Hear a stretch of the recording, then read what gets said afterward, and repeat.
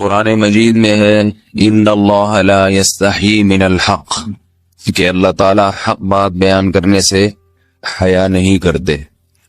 حدیث میں بھی بعض ایسے مسائل کو اللہ کے رسول نے بیان کیا ہے صلی اللہ علیہ وسلم نے جو بظاہر حیا کے خلاف ہیں، مگر اس لیے بیان کیا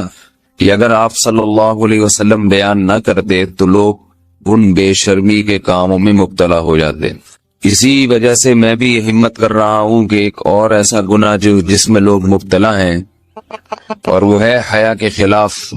مگر ہے بہرحال شریعت کا مسئلہ اور لوگ اس میں گناہ میں مبتلا بھی ہیں، اس لیے بتانا ضروری ہے۔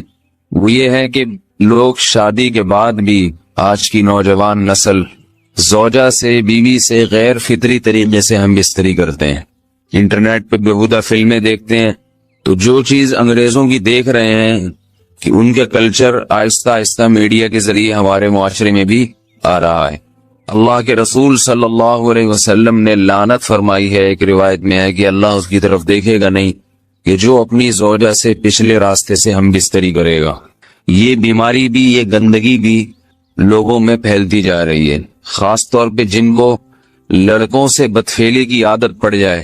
تو وہ زوجہ سے فطری راستے سے ہم بستری نہیں کرتے۔ اللہ نے فرمایا کہ نساؤکم حرث لکم، یہ تمہاری زوجات ہیں، بیویاں ہیں، یہ نسل بڑھانے کے لیے ہیں، تو اسی راستے میں انسان اپنی خواہش کو پوری کر سکتا ہے جس راستے سے نسل بڑھتی ہے۔ اس کے علاوہ کسی اور راستے سے اپنی خواہش کو پورا کرنا یہ حرام ہے، گناہ کبیرہ ہے، گندگی ہے۔ ہمارے پاس کیسز آتے ہیں، ایک پاک دامن لڑکی کی شادی ہوتی ہے،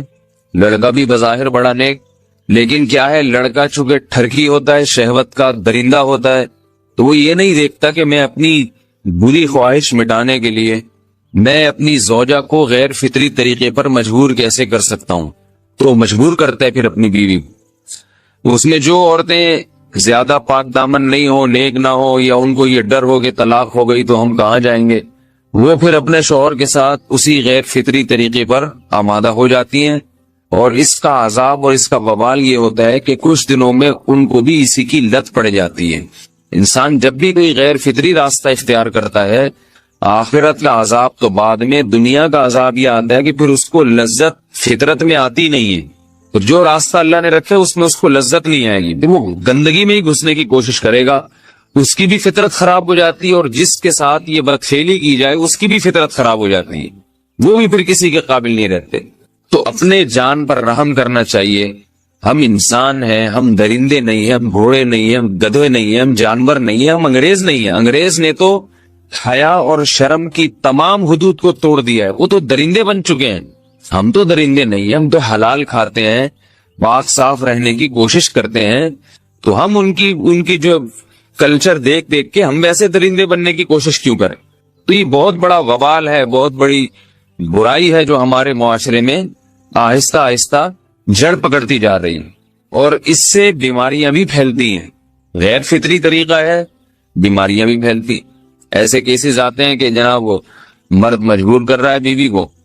اور وہ بیوی جو ہے ساتھ نہیں دیتی تو پھر اس کو طلاق کی دھمکیاں دیتے ہیں، ایسے کیسز بھی آتے ہیں۔